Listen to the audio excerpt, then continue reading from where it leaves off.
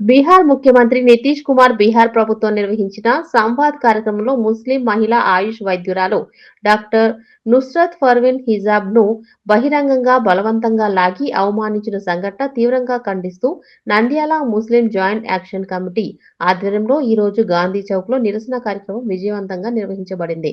ఈ కార్యక్రమానికి Maulana Abdullah రసాది, SMD అబూలైస్, yes Abdul Samad మరియు ఏజాద్ హుస్సేన్ ఆధ్వర్యంలో జరిగింది.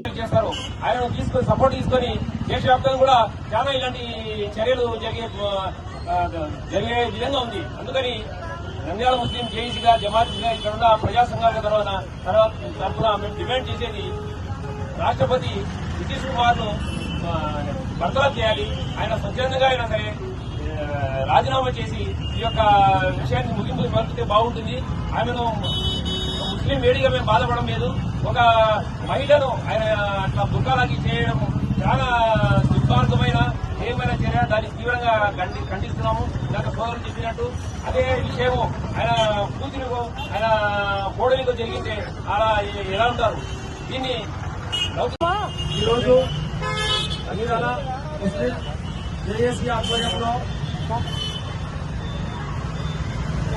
బీహార్ ముఖ్యమంత్రి నితీష్ కుమార్ ఒక మహిళా వైద్యురాలిని ముఖం మీద ముసుగులో లాగి ఆ మహిళను అవమానించడము భారతదేశ చరిత్రలో ఇది రెండవసారి. మొదటిసారి ఆ రోజు మహాభారతంలో దుర్యోధనుడు ద్రౌపది చీరను లాగి ఏ విధంగా అవమానపరిచాడో ఆ రోజు మహాభారతంలో, అదే సందర్భంలో అక్కడున్న కౌరవులందరూ నవ్వి ఆ ద్రౌపది మహిళను అవమానకరం చేశారు. అదేవిధంగా ఈరోజు మొన్న పాట్నాలో బీహార్ ముఖ్యమంత్రి ఒక కౌరవుడు మాదిరిగా ఆ మహిళ ముఖం నుంచి లాగి మరొక ద్రౌపదిని చేశారు ఆ మహిళను. అక్కడున్న సమాజం, అక్కడున్న మంత్రులు, బీజేపీ మంత్రులు, జేడీ మంత్రులు, అక్కడున్న వాళ్ళందరూ నవ్వి కౌరవుల మాదిరి బిహేవ్ చేసి ఆ అమ్మాయికి, ఆ మహిళా వైద్యురాలికి అవమానకరం గురి చేశారు. తర్వాత ఆ అమ్మాయి ఆ జాబ్ లో జాయిన్ కూడా కాదు. నాకు జరిగిన అవమానానికి నా మనసు తేరుకోవడం లేదు, నాకు ఈ జాబ్ కూడా వద్దని చెప్పి ఆ అమ్మాయి బీహార్ వదిలేసి తన సొంత రాష్ట్రమైన కేరళకు వెళ్ళడం. ఇది ఎంత దౌర్భాగ్యమైన విషయం. ఒక ముఖ్యమంత్రి స్థానంలో ఉన్న నితీష్ కుమార్, మీకు మెంటల్ స్టెబిలిటీ ఉంటే, మీకు ఆరోగ్య సమస్యలుంటే రాజీనామా చేసి ఇంట్లో కూర్చోండి. అంతేగాని ఇలా అవమానించడము, ముఖాల మీద వృథాలు లాగడము, ఆడవాళ్ల మెడలలో దండలు వేయడము, ఇవన్నీ మూర్ఖపు చర్యలు. ఈ వయసు అయిపోయితే ఇంట్లో కూర్చోండి. అంతేగాని ఈ విధంగా చర్యలు తీసుకోవడము, ఈ విధంగా బిహేవ్ చేయడము ఈ హోదాకు ఆ స్థానానికి తగదు.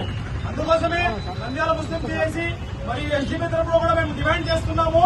నితీష్ కుమార్ వెంటనే రాజీనామా చేసి మెంటల్ హాస్పిటల్లో జాయిన్ కావాలి. ఇతను దానితో పాటు ఈ సంఘటన మీద ఒక మీడియా పర్సన్ వెళ్లి యూపీ మినిస్టర్ ని మీ ప్రతిచర్య ఏంటి, మీ స్టేట్మెంట్ ఏంటి, ఆయన ఏంటి అని అడిగితే ఆ యూపీ మినిస్టర్ ఏమంటాడు, నితీష్ కుమార్ ఏం తప్పు చేశారు, ఇంకా ముఖం మీద చేశాడు, ఎక్కడైనా చేయి వేసి అప్పుడు బాధపడగలంటాడు.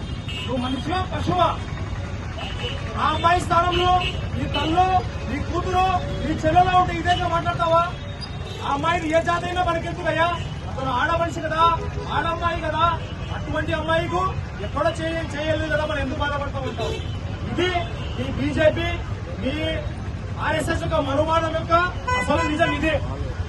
మీకు మహిళలు వంటగదిగా పరిమితం కావాలి, బయటకు వచ్చి ఉద్యోగాలు చేయడం కానీ, బయటకు వచ్చి పాలనలో భాగస్వామ్యం కాకూడదని మీ ఐడియాలజీ ఇది. నిన్నటికి నిన్న గిరిరాజ్ గారు కేంద్ర మంత్రి అంటారు ఆ అమ్మాయి ఉద్యోగం మానేసింది అంటే నితీష్ కుమార్ ఏదైనా చేశారో మంచిదే అయింది, ఆమె ఎక్కడ నరకంలో పోండి అంటారు. ఇటువంటి పనులు చేస్తే నిన్ను నరకం చేస్తారయ్యా. ఏ మతం చెప్పింది? ఏ మతం చెప్పింది? పక్క మతాన్ని ఇబ్బంది పెడితే మీకు పుణ్యం ఇస్తాము, పక్క మతాన్ని ఇబ్బంది పెడితే మీకు పాపం లేకుండా చేస్తాం. ఏ మతం చెప్పింది? ఏ భగవద్గీతలో ఉంది, ఏ ఖురాన్లో ఉంది, ఏ బైబిల్లో ఉంది పక్క మతాన్ని ఇబ్బంది పెట్టండి? ఎక్కడుంది?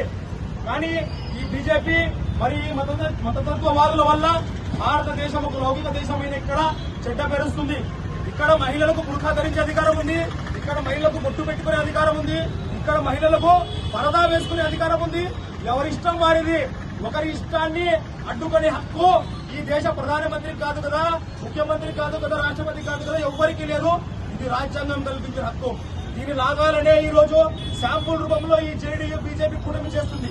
మనమందరం కూడా ఐక్యంగా దీనికి వ్యతిరేకంగా పోరాడాలి. ముఖ్యంగా సెక్యులర్ ముఖ్యమంత్రులు ఏం పోయినారు వీళ్ళు. మన ఆంధ్రప్రదేశ్ ముఖ్యమంత్రి నారా చంద్రబాబు నాయుడు గారి స్టేట్మెంట్ ఇంతవరకు ఎందుకు రాలేదు? దీనికి వ్యతిరేకంగా చిన్న చిన్న విషయానికి స్టేట్మెంట్ ఇచ్చే పవన్ కళ్యాణ్ గారు ఎక్కడ ఎందుకు స్పందించడం లేదు? ఆడపై ఆడది కాదా అని ఈ సందర్భంగా ప్రశ్నిస్తున్నాము. ఈ దేశంలో ప్రతి ఒక్కరూ దీనికి వ్యతిరేకంగా పోరాడాల్సిన సమయం వచ్చింది. అందరం కలిసి దీనికి వ్యతిరేకంగా పోరాడాలి. ఖచ్చితంగా నితీష్ కుమార్ రాజీనామా చేసేంత వరకు దేశ ప్రజలందరూ ముందుకు వచ్చి అతనికి వ్యతిరేకంగా పోరాడాలని పిలుపునిస్తున్నాను. జై హింద్.